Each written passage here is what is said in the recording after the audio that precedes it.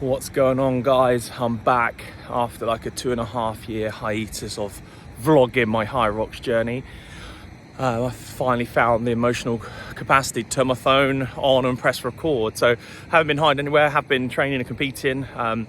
Did the last couple of World Champs, which I'm not sure I vlogged. So the last one for us was Chicago, went there. I went up in age groups. My partner from my gym was 59, I was 41. So we sneaked into the 50 cat, which was amazing. We managed to come second overall in the world. So that was absolutely fantastic.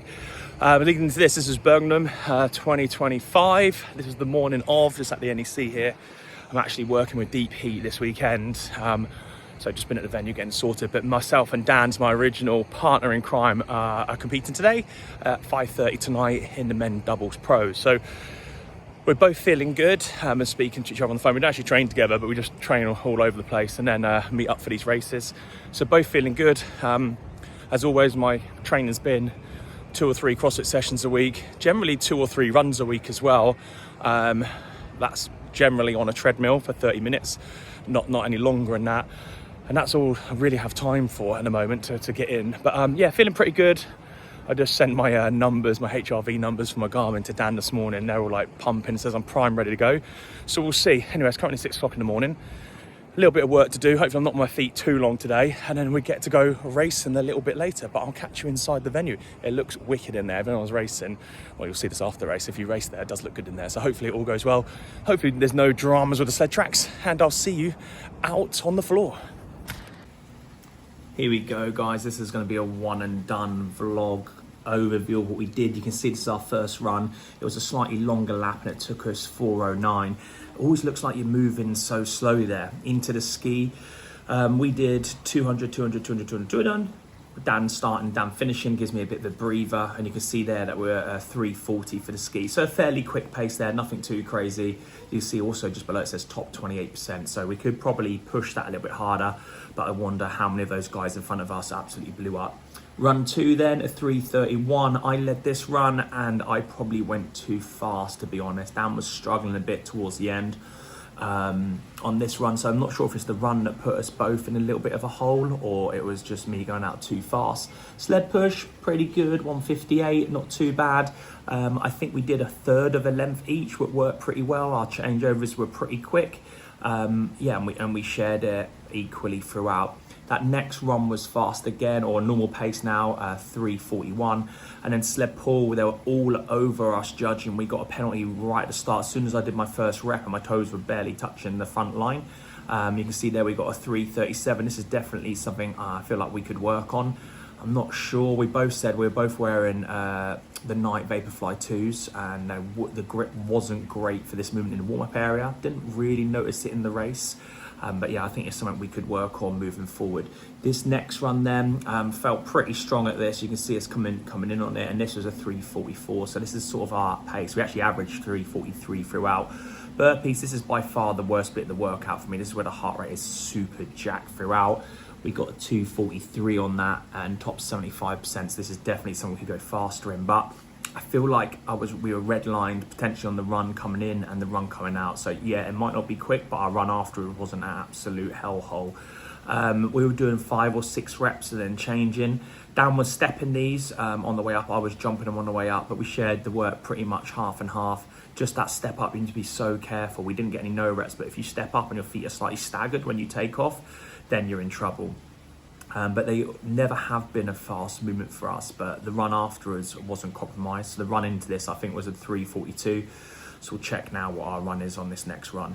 You can see us just working our way through them. For me, this is probably the hardest bit of the workout. I sort of struggle in this element of the workout, but I know when this is done, the workout's a little bit more chilled out. So the run after this, you can see, was a 3:44. So the same pace as what we come in on. When we get to the road, this is the part we can start thinking about recovering, having a bit of a breather. You can see here 350 on the road, top, what was that, 7%. Again, we weren't going hard. I think I was holding maybe just under a 150. Dan was about the same, maybe it's a touch quicker. But again, there's no point burying yourselves in here. You need to be able to get off the rower and attack this next run. And again, you saw Dan taking the gel. This is the only point you can really take a breather there. So onto this next run, it's slightly faster, so a 3:38. and then you're straight into this farmer's carry. And like how quick a farmer's carry is, you can see there 1:34 and you're still jogging. It's basically a 1k run. You get a little bit, a 1 minute 30 jog where half the time you're holding some kettlebells and then straight back into another run. So this next run, we got a 3:41 here, so quite a good time. Again, you can see that we're really consistent with our runs throughout, and then we're straight into those sandbag lunges. We finished top 35%. It's probably me, this first section, if you get to see any here. I was actually quite slow and methodical, so I was stepping down, meeting the middle, taking a breather and going again. I just didn't know how Dan was feeling, so I heard him on the run. We sort of both said to each other that our stomachs weren't great, so we weren't feeling great on the run, so I didn't know how he was feeling. So I was taking it fairly slowly. And then you'll see in a minute, Dan comes through like an absolute hero on the lunges, and he's just whacking them out at full speed. So then my second set, I was like, oh, right, okay. That's the pace we're doing here on the lunges. Yeah, he takes over and he does a really good shift on these. We did about half a length each, so probably 50 meters, then Dan did 50 meters, taking us to the end. Swap back round, and then I think we did 50, I did another 50 meters. I think Dan did about 30, 35, and I did the last little bits. This is us at the halfway point. I now realise Dan's up for this, and we start just moving a little bit quicker through these lunges. You can see there, I just tap at the top there, so I meet in the middle each time, just so I just don't lose balance. And then quickly ditch this sandbag, and we're into this next and final run. So the final run was a 3:39, so again, right on pace for us, straight into the wall balls. Wall balls for us have never really been a problem, which is pretty handy. Both come from a CrossFit background, so we're quite happy with these. They obviously hurt. My heart rate was pretty jacked from that last run into this set of wall balls. I can't really remember the rep ranges. It's probably roughly 25s the whole way. And again, both of us being able to move, there's Tom Lowe there, saw him, he was on the mic. Both of us be able to move the wall ball good, it's always a strong thing for us to do. During these, adopting the natural rest position as hands on knees, and you can see by about halfway through the wall balls, we both sort of recover, because someone's on the wall balls roughly 2 seconds a rep. So someone's doing a set 25, you're getting 50 seconds off to sort of recover, so it's not too bad. So we need to remember that going into the next race, that really that set of lunges and the run is the last bit of work, but you are going to recover during the wall balls if you're efficient at them. Like you can see that we're rolling through. I think we didn't get no reps, which is amazing. There you can see us some Dan's on the last couple of reps here. I'm poised, ready to go. And again, I'm looking, making sure I'm not going to trip over a wall ball, make sure no one's in my way, and I just want to get a straight line bead straight to the finish line. And that's us done. We get over the line, you can see the top time there, 57:35. That's us. Puts us first in the age group, which is really cool. This was on the Wednesday night, so there was a couple more guys to go. We ended up finishing second overall, which is absolutely amazing. Here and show you some of the data. So this left-hand screen is from my Garmin. So we'll look at the pacing to start with. You can see the 8 different run blocks. And what I was saying about, can you see here, this is the drop off on pace and no real recovery in between the farmer's carry. So you can see how you also run, you get some recovery period run, get some recovery period from running. You can see it's just back to back running that section there. Obviously that's the lunges before the last run. The heart rate below, notoriously for me, is the sled pull, is where my heart rate spikes really high. For some reason, I always feel it around there. So we've got the sled push here. So if I can put my cursor on here, you can see this is the sled push area. Sorry, this is the ski. This is the sled push, and this is the sled pull. So if we look on the red, my heart rate's up to 176 during the sled pull, and then that's much higher than if you look to the left or even to the right really. I then go into that next run, my heart rate manages to sort of come down by about 5-6 beats, which is fantastic, and then gradually it just sort of creeps up over the workout. You can see here the biggest drop, this is the row. So I told you earlier, if you look again on the red one, you can see that big V, and if I go over it you won't be able to see it, but see to the right hand side of my cursor now, that big V, that's where I get that maximum amount of recovery. My heart rate drops all the way down to a 148 there, and then it just comes back up, and then I'm just working hard the whole way.